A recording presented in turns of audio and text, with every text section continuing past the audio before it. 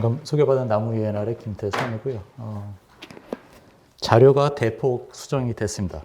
그래서 죄송스러운 말씀 드리겠고, 그러니까 슬라이드로 중심을 해서 보시면 좋을 것 같습니다. 그리고 특히 자료에는 27페이지인데 저희가 여러분 자주 뵙는 것도 아니고 욕심을 좀 부렸습니다. 그래서 30페이지로 확대했습니다. 그리고 내용이 조금 많이 바뀐 것 양해 말씀드리겠고요. 그리고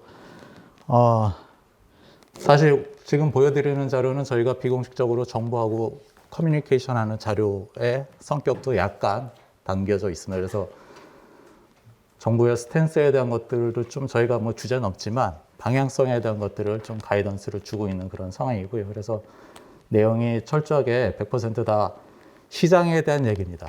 뭐 제도에 대한 것들은 우리 충분히 이해했죠. 그죠? 예전부터 대한민국 탄소배출권 시장이 2015년 1월 12일 날 개장됐으니 벌써 내일 모레면 10년이거든요. 그래서 제도에 대한 얘기는 제가 더 언급할 필요성은 못 느끼고, 그래서 시장에 대한 얘기인데, 특히 저희가 벤치마킹하는 시장이 EU ETS이기 때문에 대한민국 탄소배출권 시장이 뭐 잘 된다 못 된다에 대한 그 평가는 대한민국 시장만 보고서는 평가가 안 되죠.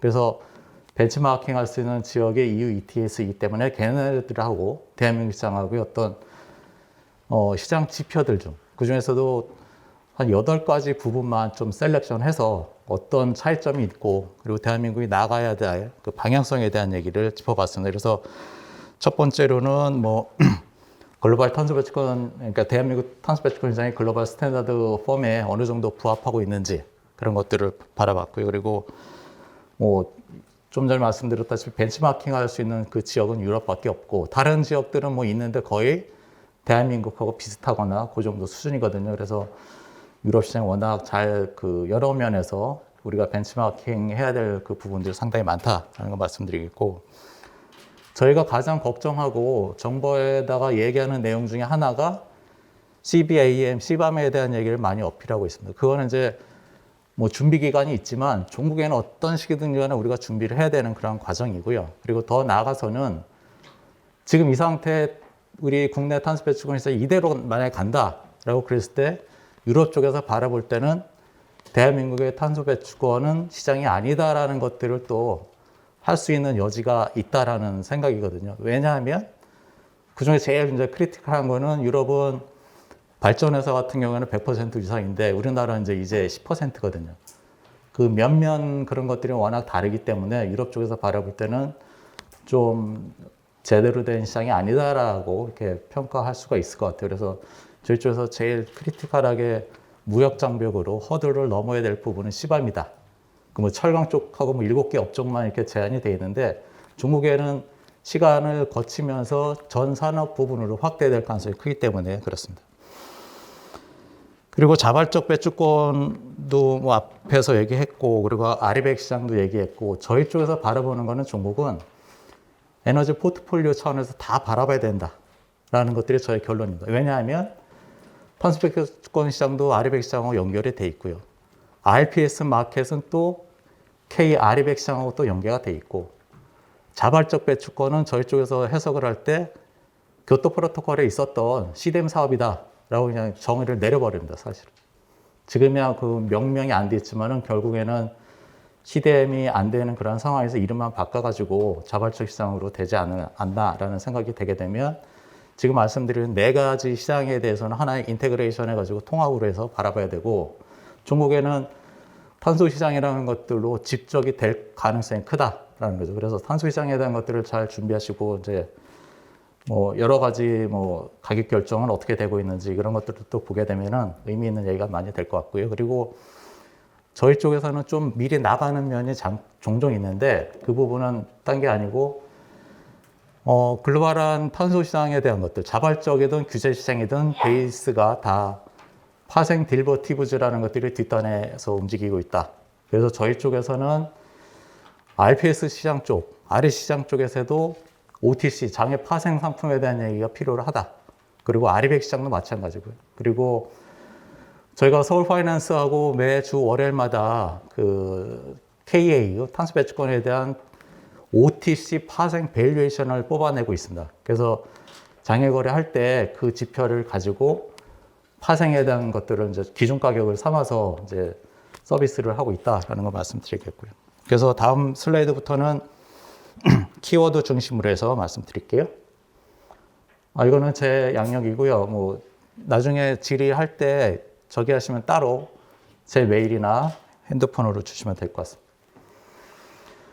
지금 보시는 슬라이드가 그 유럽하고 대한민국 시장에 있어서 아주 커다란 차이점들 이렇게 보여주고 있습니다. 그래서 아마 우리 션업에 계시는 분들, 할당 대상 업체 분들은 충분히 아시는 얘기가 될 것 같고, 그래서 저희 쪽에서는 어쨌든 출범한 시스토리가 유럽 같은 경우에 2005년 거의 뭐 내일 모레면 20년 돼가죠.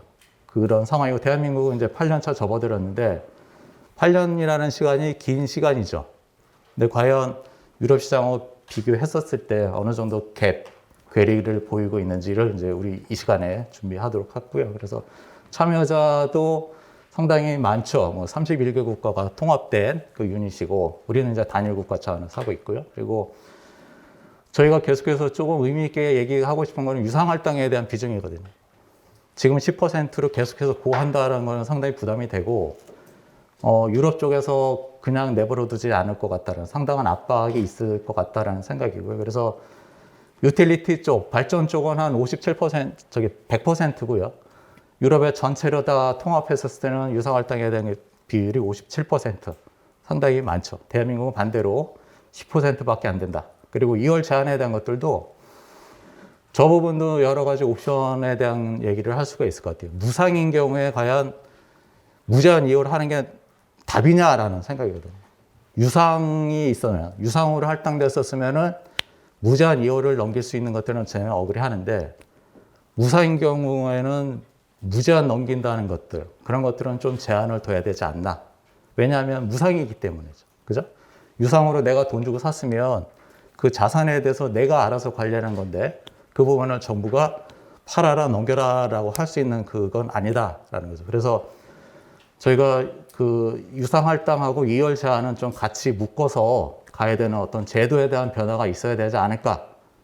그 이면에는 계속해서 강조하지만 시밤이란 탄소 국경 조정세라는 것들이 있으니 그거를 돌파하기 위해서는 유상할당하고 2월 제한을 잘 컨비네이션을 잘 맞춰서 그들이 얘기하는 것들을 허들을 뛰어넘어야 되지 않을까라는 생각이고요. 그리고 거래 상품은 뭐 파생에 대한 것들 베이스로 해서 유럽은 잘 운영되고 있고 유럽이 왜 파생을 그렇게 좋아하냐라고 이제 질의를 주시면 그들은 그걸 좋아해서가 아니라 전력 시장부터 석탄 가스 쪽에 대한 라인업이 파생 베이스로 해서 운영이 되다 보니 맨 끝에 나오는 것들이 탄소죠. 그래서 어쩔 수 없이 탄소도 파생으로 가는 그런 구조를 보이는 거죠. 그래서 유럽이 뭐 투기를 좋아해서 파생한다 그런 절대 아니고요. 그리고 기본적으로 유럽 쪽에서 그 발전 쪽이나 이런 큰 포지션들은 해증에 대한 그 어프로치를 많이 하죠. 그래서 투기적인 성격은 아니다. 그 해증에 대한 물량을 받아들이는 그 투자자들은 개인들이죠, 개인. 그래서 지금 대한민국 시장은 투기적인 물량을 받아줄 수 있는 주체가 아무도 없습니다. 그 덕분에 시장이 제대로 안 돌아간다라는 걸 말씀드리겠고, 시장 안정화 조치도 벤치마킹하기에 딱 좋은데 대한민국은 그렇지 않은 정부의 재량권에 의해서 조금 구두 개입이나 이런 것들을 하고 있다. 좀 문제가 있다라는 지적을 하고 싶습니다. 지금 보시는 슬라이드는 그 온실가스 2030에 대한 온실가스 타겟팅에 대한 패스에 대한 얘기를 보이겠습니다. 그래서 왼편에 있는 거는 유럽 시장인데 그 양쪽 그 그래프를 보시면 극명히 다르죠. 그죠?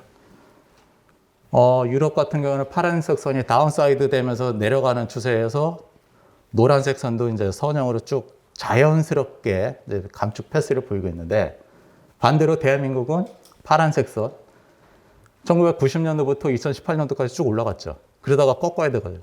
각도가 90% 꺾어야 되는 거예요. 90도 꺾어야 되거든요. 그러니까 저 기본적인 추세를 전혀 무시하고서 내려가야 되는 건데 이 부분은 상당히 버거워요, 사실.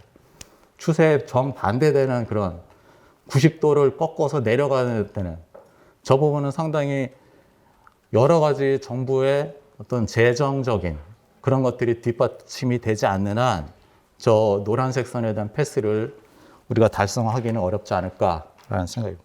그래서 목표는 상당히 잘 잡았는데 과연 저 추세를 꺾어가면서 할 수 있는 달성이 될지에 대한 것들은 좀 고민이 되는 그런 상황입니다. 그래서 유럽 ETS는 트렌드 팔로잉이 되고 있고 우리 대한민국은 리버절한 트레이딩, 전혀 추세에 대해서 이제 역행하는 그런 상황이다.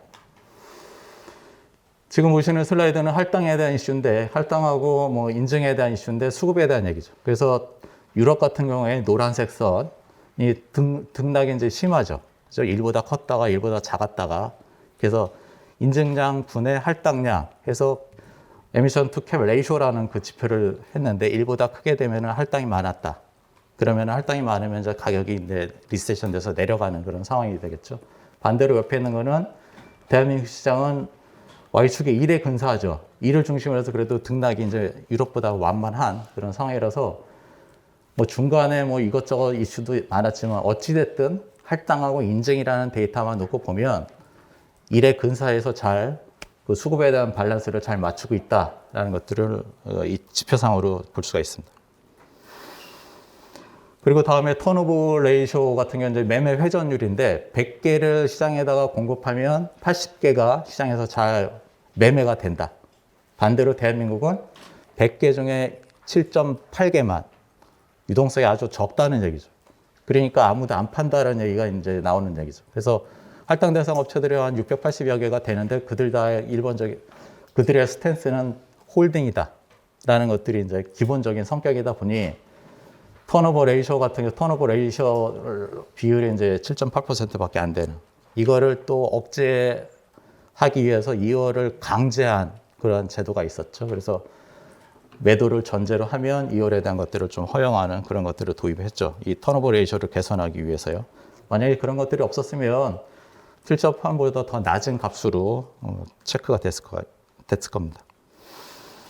지금 보시는 슬라이드는 장내 거래에 대한 포션인데 결론부터 말씀드리면 유럽은 그래도 장내 포션이 상당히 크게 잘 운영되고 있고 대한민국은 장외 거래가 52%로 상당히 좀 파행적으로 장내에 대한 것들이 이제 잘 돌아가야 되는데 유럽하고는 전혀 다른, 그러니까 앞 페이지에 있는 것들하고 연동이 되는 그 부분이 되겠죠. 그래서 장내 거래에 대한 것들이 극명하게 차이점이 있다.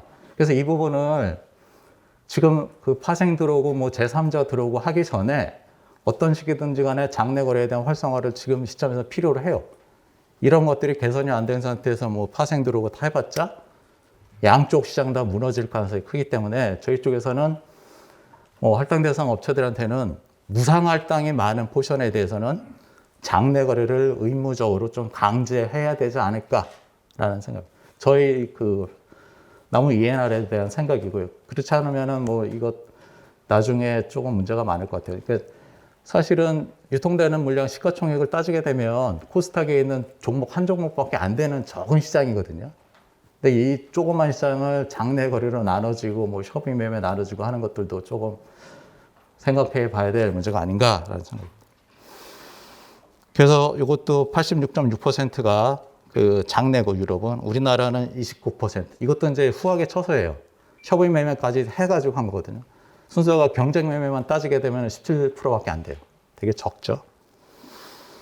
지금 보시는 거는 그 유럽 시장의 경매하고 대한민국의 경매 시장인데, 유럽은 2008년도부터 최근 것까지 쭉 이제 경매 유상할당에 대해서 경매 수익이 있었고, 대한민국은 16년도부터 있었는데 실제로 16년도에 있었던 거는 유상할당에 대한 얘기가 아니고 시장 안정화 조치 차원에서 경매를 해서 공급했던 그 이슈가 있었거든요. 그 부분에 있어서 수익도 저희는 다 잡아봤습니다. 그래서 뒤에 슬라이드에 보시면 유럽 쪽 같은 경우에 원화로 대한민국 통화로 환산하게 되면 28조 원쯤 돼요. 28조 원쯤 되고 대한민국은 1.1조 원쯤 됩니다. 그래서 상당히 많은 차이가 나는데 뭐 저거를 31개로 나누게 되면 유럽 거에서 대한 경매 수익금을 31개 국가로 나누게 되면 뭐 비슷하게 될 것 같아요. 어찌됐든 그 수익에 대한 경매 수익에 대한 것들은 많이 차이가 나고 있다. 그래서 이 부분을 어떻게 잘 활용하냐라는 것들이 이제 고민을 해야 되겠죠. 그래서 뭐 온실가스 줄이는데 프로젝트에 정부 차원에서 좀 지원도 해주고 해야 되지 않을까. 거기에 이제 그래도 지원 성격으로 제일 타당한 거는 탄소 차액 계약 제도라는 게 있거든요. 그래서 대규모 그 비용이 들어가고 투자 기간이 긴 그런 프로젝트들에 대해서 대표적인 게 탄소 포집이 되겠죠. 그런 부분에 있어서는 감축 효과도 크고 투자 금액도 커야 되니까 우리가 1조 1천억 원 지원한 그 자금에서 정부가 좀 지원해주면 어떨까라는 생각입니다. 그래야지 유상할당에 대한 그걸 강제하더라도 그 수익금이 유상할당을 통해서 경매로 얻게 된 수익금이 다시 뭐 재투자될 수 있다라는 것들을 이제 정부에서 시그널을 주게 되면 유상할당을 높이더라도 반발에 대한 것들, 우리는 유상할당 싫어요라고 하기에는 조금 애매해지죠. 우리가 경매를 통해서 얻은 수익금은 다시 그 유상할당 업종한테 재투자됩니다라고 하게 되면은 그들 업체들도 받아들이지 않을까라는 생각입니다. 계절성에 대한 얘기가 있습니다. 대한민국은 뭐 6월 달마다 가격이 좀 떨어지고 거래량은 늘어나는 2월 제한제도 때문에 그러죠. 그래서 매도가 33% 매도를 하게 되면 나머지 66%는 이월할 수 있다라는 거 어떤 유동성 보강 차원에서 저런 계절성에 대한 이슈가 있다. 그래서 제3차 계획기간 1단계까지는 이 이슈가 계속해서 시장을 지배할 것 같습니다. 그래서 6월달 되면 좀 내려가는 추세, 거래는 분출하고 그래서 1년 내내 가만히 있다가 제출하기 한 달 전에 6월달에 집중하는 그런 움직임을 알 수가 있습니다. 대한민국만의 제도적인 특색 중에 하나다. 그래서 유럽 같은 경우에는 잉여로 남으면 유상할당에 대한 포지션이 워낙 크기 때문에 그들은 무제한 넘기게끔 해줄 수밖에 없죠. 그죠? 돈 주고 산 배추권에 대해서 팔아라 말아라 뭐 그렇게 할 수가 없는 상황이다 보니 그래서 유상할당하고 이월하고의 관계는 상당히 밀접하게 잘 고려를 하셔서 새롭게 제도를 마련해야 될 것 같고 대한민국은 여전히 제한이 있다. 무상이 크기 때문에 뭐 제한을 둘 수 있는 거는 이제 맞는데 유상할당에 대한 비중이 높아지면 조금 고민을 해야 되지 않을까라는 생각입니다. 유럽 시장의 EU 쪽의 ETS 시장 안정화 조치에 대한 얘기인데 적정한 물량을 이제 유지하고자 8.3억 톤 넘게 되면 유통되는 물량이 8.3억 톤 넘게 되면 그 초과된 양만큼 시장에서 빼버려요. 그죠? 그래서 이쪽에다가 MSR 계정에다가 집어넣었다가 또 유통되는 물량이 4억 톤 이하로 거래가 되면은 그 예비분 세이빙 했던 것들은 이제 마켓에다가 이제 집어넣어주면서 또 유동성에 대한 것들을 상당히 보강을 잘 하게끔. 그래서 유럽 쪽에서의 이런 어프로치는 물량을 통해서 가격을 핸들링 하겠다라는 것들이 이들의 사상입니다. 대한민국은 이제 그렇지가 않죠. 그래서 이런 그 어떤 유통되는 물량을 잘 상한을 잡아가지고 적정한 유동성을 보강하면서 가격을 통제하는. 그래서 너무 많이 공급이 너무 많아지면 가격이 내려가니까 빼가지고 적정한 가격을 또 올려버리고 그래서 이제 정부 유럽에서 바라보고 있는 레인지를 유지하려고 하죠. 참고로 EU ETS ETF 상품 운영하시는 혹시 매입하신 분 계세요? 거래소에 상장되어 있는 거. 그거 보면은 100유로하고 60유로에서 계속 걸리거든요. 100유로를 뚫지 못하는데 100유로가 그들의 벌금이고요. 하단은 60유로는 독일에서 얘기하는 하단에 대한 가격 이 선까지는 지키자라고 어나운스를 한 그런 레벨이라서 100에서 60에서 왔다 갔다 하고 있는 그런 상황이거든요. 그래서 60유로까지 떨어지면은 제 후배한테는 그랬어요. 사라고. 실제로 샀고. 그래서 하여튼 그 밴드 안에서 왔다 갔다 하고 있거든요, 지금도. 그래서 그런 것들도 나중에 한번 보세요. 이게 대한민국의 ETS 시장 쪽에 시장 안정화 조치에 대한 법령이 있고 시행령이 있는데 그 부분은 저희가 데이터 가지고 그래프로 다 전환했습니다. 그래서 노란색 선이 시장 가격이고 위아래 이제 계단식으로 되어 있는 것들이 이제 상한 밴드가 되겠죠. 그래서 저 상한 밴드를 터치하면 정부가 어떤 개입을 하겠다라는 시그널을 보이고 있는데 실제로 정부가 집행을 하거나 한 경우 없습니다. 구두로 여기까지만 거래하세요라는 하단을 이제 최저 거래 가격 제도라는 것들을 도입해서 이렇게 운영하고 있다. 말 그대로 주먹 구구식으로 하고 있다. 그래서 유럽은 시장 안정화 조치가 룰 베이스로 해서 어떤 준칙에 의해서 입각해서 잘 운영이 되고 있고요. 대한민국은 이제 주먹 구구식으로 구두로 이렇게 하고 있다. 어떤 이게 정서의 문제인 것 같기도 하고 잘 모르겠습니다. 이거는 그 유럽의 그 EU ETS에 저희 쪽에서 매일같이 데일리 베이스로 해서 저희가 퓨얼 수익적 레벨을 뽑아내서 EUA에 대한 이론 가격을 계산하고 있습니다. 그래서 석탄하고 가스 간의 퓨얼 수익적 레벨을 뽑아서 계산하고 있는데 그래프상에 보면은 파란색 선이 유럽의 그 이론 가격이죠. 탄소 배출권에 대한 시오리티컬 프라이스가 되겠고 거기 오렌지색 선이 이제 시장 가격인데 어쨌든 파란색 선이 분출할 때는 시장 가격도 같이 분출하는 그런 움직임을 알 수가 있다. 그래서 이거는 항상 100% 개런티가 되는 건 아닙니다. 추세적으로 발전회사에 대한 에미션 시장에서의 포지션이 워낙 절대적으로 크기 때문에 이들이 과연 어떤 지표를 가지고 보냐라는 것에 대한 가이던스를 보이고 있고요. 그래서 결론은 이게 뭐 저희가 이렇게 만들어낸 건 아니고 유럽의 ETS 운영함에 있어서 기본적으로 석탄과 가스 간의 퓨얼 수익 레벨을 기본적으로 가져가요. 그거를 놓고선 마켓 가격이 오버인지 언더인지에 대한 그 가이던스를 이제 퓨얼 수익 레벨을 가지고 이용하고 있다. 그래서 데일리 베이스로 해서 유럽은 석탄 가격, 가스 가격, 뭐 모든 에너지 가격들이 데일리 퓨처에서 매일 발표되거든요. 그래서 이 그래프의 DB는 데이터는 이제 일별이다. 라는 거고요. 이거는 대한민국 데이터인데요. 마찬가지로 그 오렌지색 선이 저기고요. KAU 스팟 가격이고 파란색 선이 퓨얼 수익 레벨이죠. 결론부터 말씀드리면 대한민국 시장은 데일리 베이스로 해서 접근이 안 되고 있습니다. 전력거래에서 있어서 먼슬리로 해서 석탄하고 가스 가격을 제공하기 때문에 데일리로 접근이 안 되고 있고요. 그래서 한 두어 달 지난 상태에서 이제 발표가 돼요. 거래소에서. 그래서 퓨얼 수익을 계산했더니 뭐 전혀 관계가 없다라는 것들이 결론이죠. 왜냐하면 여러 가지 어떤 정책적인 것들이 유럽하고 전혀 달라요. 철저하게 유럽의 탄소 배출권 시장은 에너지 포트폴리오 라인업 상태에서의 마지막에 나온 그 상황이거든요. 대한민국은 그것보다는 어떤 뭐 에너지 시장에 있어서 어떤 효율이 떨어진다. 정부 보조 구매에 의해서 상당히 운영되는 그런 시장이다 보니까 퓨얼 스위칭이 작동이 안 된다라는 것이 이제 키가 될 것 같습니다. 그래서 커플링은 잘 되고 있는데 유럽은, 대한민국은 디커플링이 되고 있다. 그래서 조금 근데 종국에는 시밤 들어오고 뭐 이것저것 뭐 좀 전력회사에 있어서 민영화가 좀 되고 그러면은 이쪽으로 갈 수밖에 없어요. 종국에는.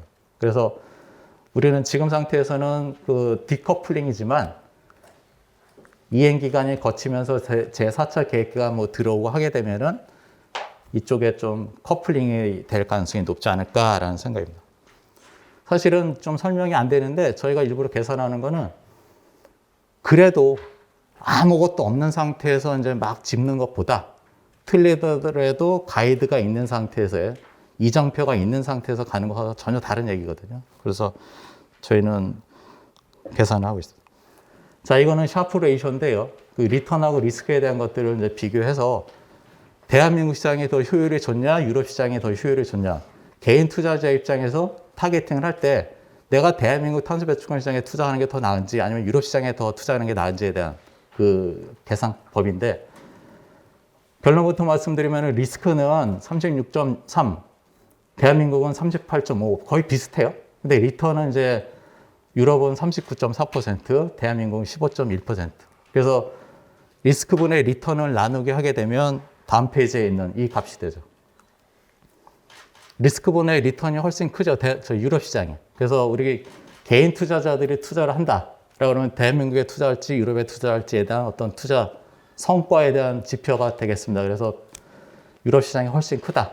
대한민국은 반절도 안 되는 그런 시장이기 때문에 우리가 나중에 개인 투자자들이 투자하겠다 할 때 유럽 시장에 투자하는 게 더 효율이 크다. 리스크보다 리턴이 큰 그런 상황이죠.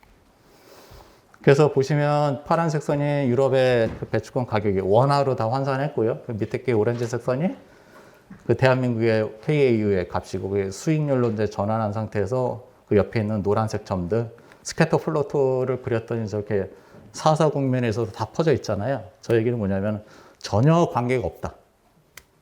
따로 간다. 그 앞 페이지에서 계속해서 얘기됐던 것들 지표 보시면 디커플링에 뭐 회전율도 80%에 7.8%에 너무나 극단에 대한 값들을 보이기 때문에 이런 것들이 있는데 가격이 같이 갈 가능성이 없죠.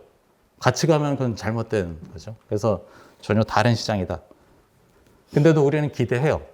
유럽 시장에 탄소 배출권이 톤당 100유로 가니까 우리도 5만 원 뭐 막 가야 되지 않나라는 얘기를 하는데 그건 전혀 관계가 없습니다. 걱정 안 하셔도 됩니다. 이거는 저희가 좀 잘 체크했으면 좋겠는데 어쨌든 유럽 쪽에 Fit for 55 법안이 이제 됐고 저 부분이 상당히 이제 그들이 보이지 않게 주변 아니면 ETS를 하고 있는 국가들한테 이제 압박을 줄 수밖에 없고 시밤이라는 것들 탄소국경 조정세 저런 것들도 조금 이제 준비를 해야 되지 않을까. 그 시간이 그렇게 넉넉히 있는 게 아니거든요. 그리고 맨 마지막 줄에 있는 거 저것도 이제 상당히 고민이 되는 거죠. 그러니까 대한민국 시장이 저 부분이 압박이 될 수밖에 없습니다. 어쨌든 27년도부터 단계적으로 이제 무상할당에 대한 것들을 조금씩 줄여나가고 그리고 32년도에 전면 폐지하겠다는 얘기거든요. 32년도까지 우리가 지금 10%를 버텨낼 수 있을까요? 되게 어려운 얘기죠. 그죠? 그래서 저 부분이 압박이 상당하다. 그래서 저희가 어쨌든 이쪽 시장에 있어서 개선점, 그리고 현물 시장에 있어서 유동성 공급을 어떻게 해야 되는지에 대한 것들을 텍스트를 했는데 저희가 이쪽 시장을 저희가 2007년도부터 유럽 시장을 봐왔거든요. 2007년도부터 이제 쭉 봐온 결론은 유럽은 상당히 시장 정보에 있어서 유통되는 시장 정보가 아주 페어해요. 대한민국은 그렇지 못하다. 정보를 많이 알고 있는 업종, 그 배출량 포션이 큰 업종은 아주 별의별 정보도 다 알고 있고 조그만 목재나 이런 업종은 뭔 얘기가 돌아다니는지도 전혀 모르는 그러면 이제 그 시장이 잘못된 거거든.